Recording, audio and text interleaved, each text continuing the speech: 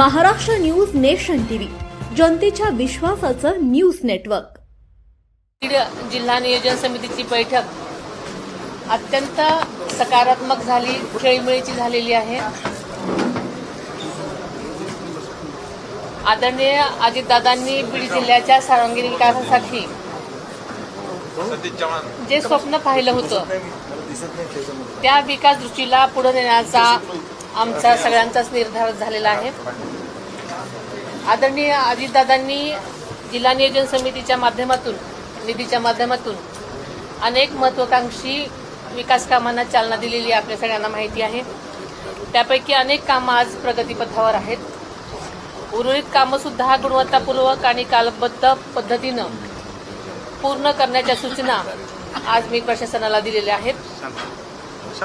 आपल्या जिल्ह्यासाठी सन 2026-27 या वर्षासाठी 623 कोटींचा जिल्हा वार्षिक आराखडा मंजूर करण्यात आलेला आहे। या वर्षीच्या आराखड्यामध्ये शिक्षण, आरोग्य, महिला सक्षमीकरण, पर्यटन, पायाभूत सुविधा आणि ग्रामीण विकास या क्षेत्रांना आम्ही विशेष प्राधान्य दिलेलं आहे।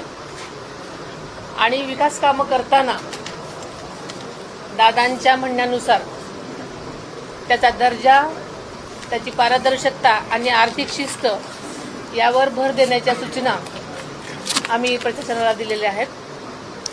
आदरणीय दादांच्या निर्देशांप्रमाणे यावर्षी सुद्धा 15 लाखापेक्षा जास्त रकमांची प्रस्तावित कामं प्रस्तावित करण्यात आलेली नाहीत। तसेच एकाच कामाचे तुकडे करून प्रस्ताव देण्याऐवजी एकत्रित नियोजन करण्याच्या स्पष्ट सूचना मी दिलेल्या आहेत। यावर्षीची कामं प्रशासनाची गरज आणि लोकप्रतिनिधींची मागणी यांचा योग्य समन्वय साधून घेण्याच्या सूचना मी प्रशासनाला दिलेल्या आहेत। बीडच्या विकासासाठी रेल्वे हे अत्यंत महत्त्वाचं पाऊल आहे। अहिल्यानगर बीड रेल्वे मार्ग पूर्ण होऊन गेल्या मराठवाडा मुक्ती संग्राम दिनाच्या मुहूर्तावर आपल्याला सगळ्यांनाच माहिती आहे की 17 सप्टेंबर 2025 रोजी या मार्गावर अनेक वर्षांनी रेल्वे धावलेली आहे। बीड परळी मार्गावरच्या वडवणीपर्यंतचं काम पूर्ण झालेलं असून त्याची चाचणी सुद्धा यशस्वी झालेली आहे आणि उर्वरित परळीपर्यंतचं काम अंतिम टप्प्यामध्ये आहे। त्यामुळे बीड अहिल्यानगर परळी वैजनाथ या महत्त्वाकांक्षी रेल्वे प्रकल्पासाठी राज्य शासनाने आतापर्यंत निधीची कमतरता भासू दिलेली नाही आणि बीडला मुंबई आणि पुण्याची थेट रेल्वे जोडणी मिळावी यासाठी केंद्र सरकारने रेल्वे मंत्रालयाकडे सातत्याने आम्ही पाठपुरावा सुरू ठेवलेलाच आहे। आवश्यक तांत्रिक आणि प्रशासकीय प्रक्रिया वेगानं पूर्ण करण्याचे प्रयत्न आमचे सततचे सुरू आहेत। येत्या मराठवाडा मुक्ती संग्राम दिनी म्हणजेच दिनांक 17 सप्टेंबर रोजी बीड पुणे रेल्वे सुरू करण्यासाठी आम्ही प्रयत्नशील आहोत। त्यामुळे नक्कीच 17 सप्टेंबरला आपण दुसरा टप्पा पूर्ण करण्याचा आमचे सगळ्याचे प्रयत्न सुरू आहेत। तसेच बीडमध्ये विमानसेवा सुद्धा सुरू करण्याचं आदरणीय दादांचं स्वप्न होतं। त्यासाठी सुद्धा आवश्यक नियोजन आणि पाठपुरावा आमचा सुरू आहे। जिल्हा परिषदेमार्फत आदर्श शाळा, विद्यार्थ्यांना इस्रो भेट, ऊसतोड कामगारांसाठी आरोग्य साथी यासारखे उपक्रम, तसेच प्रधानमंत्री आवास योजना आपण इथे यशस्वीपणे राबवली आहे। बीड जिल्ह्यामध्ये यामध्ये रेकॉर्ड ब्रेक काम केलेलं आहे। महिला बचत गटांसाठी सामूहिक पॅकेजिंग आणि लेबलिंग युनिट तसेच बचत भवन उभारण्यासाठी नियोजन करण्यात आलेलं आहे। परळी, अंबाजोगाई, गेवराई, माजलगाव आणि वडवणी इथं सुद्धा या कामासाठी 4,31,00,000 निधींची तरतूद करण्यात आलेली आहे। बीडच्या खेळाडूंना जागतिक दर्जाच्या सुविधा मिळाव्यात यासाठी 25 कोटींचं अत्याधुनिक क्रीडा संकुल उभारण्याचं मंत्रिमंडळानं नुकतीच मंजुरी दिलेली आपल्या सगळ्याला माहिती आहे। त्याचबरोबर 7 तालुक्यांमध्ये प्रत्येकी 5 कोटी खर्चून तालुका क्रीडा संकुलं सुद्धा विकसित केली जाणार आहेत। ऑलिम्पिक खशाबा जाधव राष्ट्रीय कुस्ती स्पर्धेचं यंदाचं यजमानपद आपल्या बीडला मिळालेलं आहे। या स्पर्धेच्या आयोजनासाठी निधी जवळजवळ 19,50,000 वरून वाढवून तो जवळजवळ 50 लाखांपर्यंत करण्यात आलेला आहे। आदरणीय दादांची इच्छा होती की बीड शहर बारामतीप्रमाणे स्वच्छ, सुंदर आणि नियोजनबद्ध व्हावं. त्या दृष्टीने घनकचरा व्यवस्थापन, पाणी पुरवठा, नागरी सुविधा आणि मनुष्यबळ यांचा सविस्तर आढावा आम्ही या मीटिंगमध्ये घेतलेला आहे. बीड शहरासाठी आवश्यक असणाऱ्या सर्व गोष्टी आम्ही करणार आहोत. आपल्याला माहिती आहे की आम्ही सकाळीच कंकालेश्वर मंदिराला भेट दिलेली आहे, दर्शन घेतलेलं आहे. 12व्या शतकातल्या त्या या ऐतिहासिक मंदिराच्या संवर्धनासाठी आदरणीय दादांच्या पुढाकारानं पुरातत्व विभाग आणि जिल्हा नियोजन निधीतून एकूण 20 कोटीपेक्षा अधिक निधी उपलब्ध करण्यात आलेला आहे. त्यामुळे मंदिरात परिसरातील अतिक्रमण हटवून त्याचं संवर्धन आणि पर्यटन विकासाची कामं आता हाती घेण्यात येत आहेत. मी आज सकाळीच आपल्याला म्हणण्याप्रमाणे सगळीकडे पाहणी केलेली आहे आणि पुढील यंत्रणा राबवण्यासाठी सूचना दिलेल्या आहेत. तसेच आपल्याला माहिती आहे की परळी वैजनाथ विकास आराखडा सुद्धा मागेच दादांनी मंजूर केलेला होता. आपल्याला माहिती आहे की 12 ज्योतिर्लिंगापैकी एक असलेला परळी वैजनाथ परिसरासाठी 301 कोटीपेक्षा अधिकच्या विकास आराखड्याला मंजुरी देण्यात आलेली आहे. काशी आणि उज्जैनच्या धर्तीवर मंदिर परिसर विकसित केला जाणार असून धार्मिक पर्यटनाला यामुळे मोठी चालना मिळणार आहे. त्यामुळे स्थानिक रोजगाराच्या संधी वाढतील यामध्ये शंका नाही. सध्या वर्षभरामध्ये जवळजवळ 50 लाख भाविक दर्शनासाठी येतात. आगामी काळात यात वाढ होण्याची भरपूर शक्यता आहे आणि ही गृहीत धरूनच त्यासाठी त्या प्रकारचं नियोजन आम्ही करत आहोत.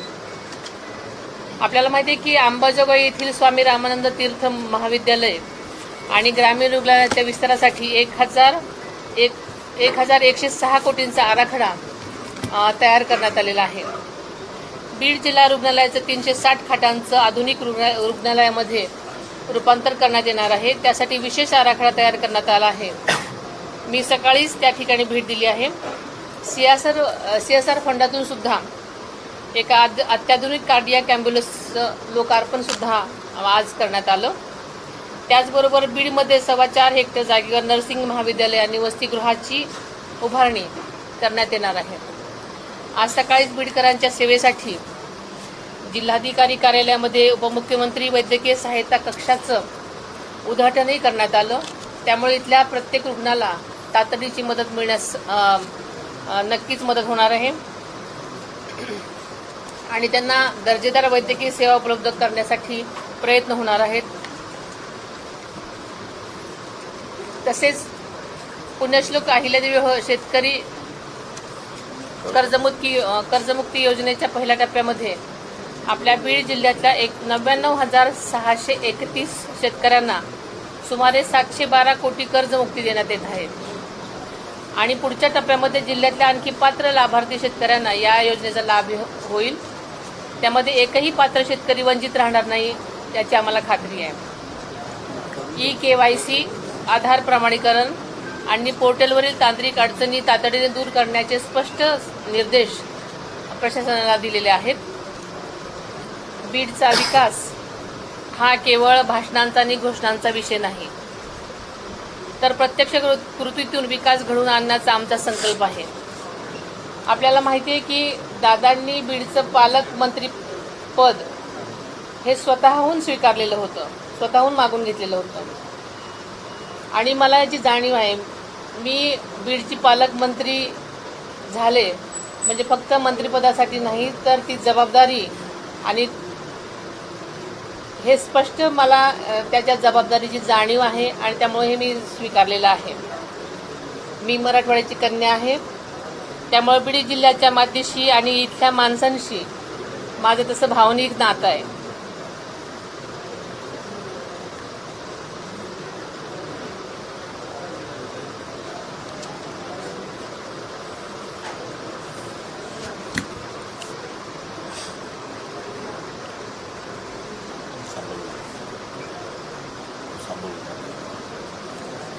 आदरणीय दादांनी ज्या जिल्ह्यासाठी जे विकासाचं स्वप्न पाहिलंय ते पूर्ण करण्यासाठी राज्य सरकार पूर्ण ताकदीनं काम करेल. बीडच्या विकासात निधी, नियोजन किंवा प्रशासनाच्या पातळीवर कोणतीही कमतरता राहू दिली जाणार नाही याची मी आज आपल्याला ग्वाही देते.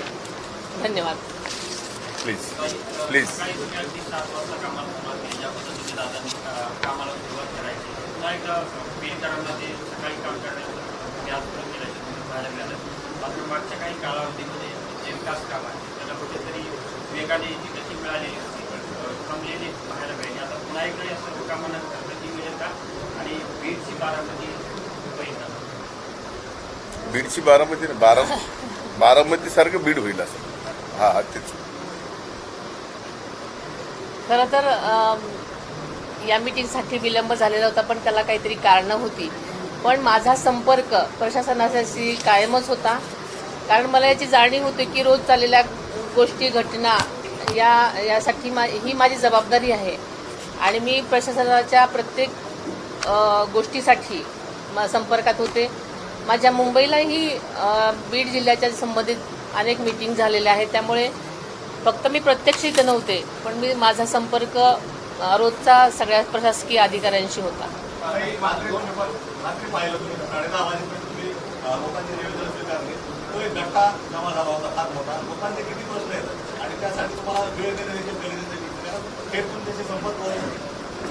वेळ वाढवून मिळेल का बीडकरांना आणि वारंवार तुमचा दौरा केला तर कुठेतरी बीडच्या विकासाला आणि कायदा सुव्यवस्थेला देखील नक्कीच याच्यामध्ये खंड पडणार नाही, कारण इतके दिवस वेगवेगळ्या निवडणुका होत्या, वेगवेगळे माझी स्वतःची निवडणूक होती आणि अनेक वेगवेगळ्या गोष्टी घडत होत्या, त्याच्यामुळे मला इथे प्रत्यक्ष येता आलं नाही.